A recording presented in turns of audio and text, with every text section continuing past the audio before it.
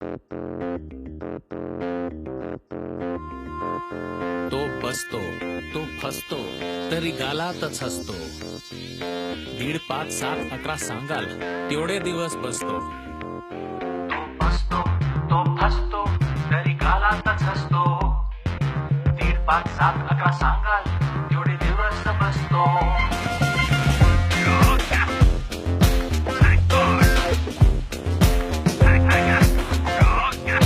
Thank God बाप्पा आपल्यासारखा नसतो. आपल्यासारखा असता तर काय म्हणाला असता? नैवेद्य दाखवल्यावर आजकाल 21 मोदकाने काय होतं साहेब असं म्हणाला असता. नवस पूर्ण न झालेल्या भक्ताला तुम्ही नवसचलांमध्ये नव्हता ना मॅडम असं म्हणाला असता. अंधेरीवरून आलेल्या भक्ताला लालबागचा बाप्पा हे अंधेरीचा मॅटर आहे, अंधेरीच्या बाप्पाला कॉन्टॅक्ट करा असं म्हणाला असता. नाही, त्याचा आशीर्वाद सगळ्यांवर सारखाच परसतो.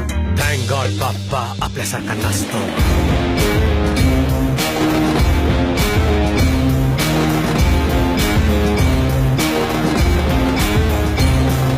त्याच्या नावाखाली आम्ही धंदा थाटलाय. एक असलं तरी त्याला मंडळांमध्ये वाटलाय.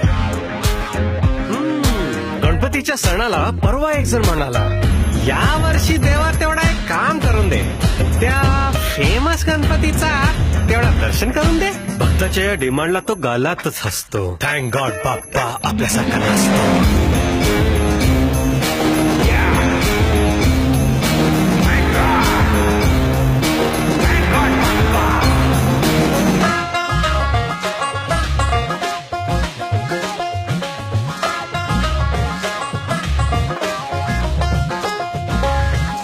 आशीर्वादाचं त्याने पॅकेज दिलं असतं.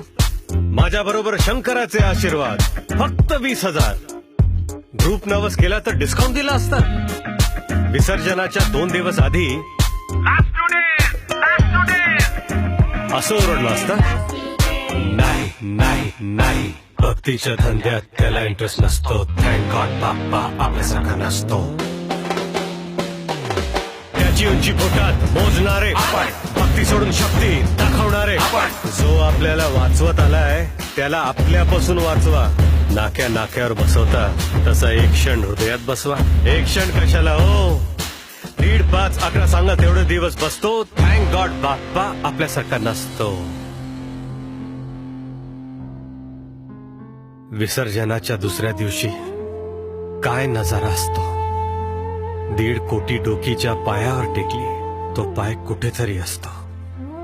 तेवढेच आशीर्वाद देणारा हात कुठेतरी असतो.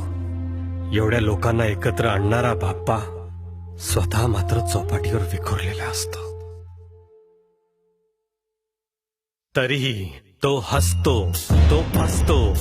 पुढच्या वर्षी आनंदाने आपल्या घरी बसतो. त्याचा आशीर्वाद पुन्हा आपल्यावर बरसतो. थँक गॉड बाप्पा, थँक गॉड बाप्पा, थँक गॉड बाप्पा आपल्यासारखा नसतो. तो फसतो तरी कालातच असतो.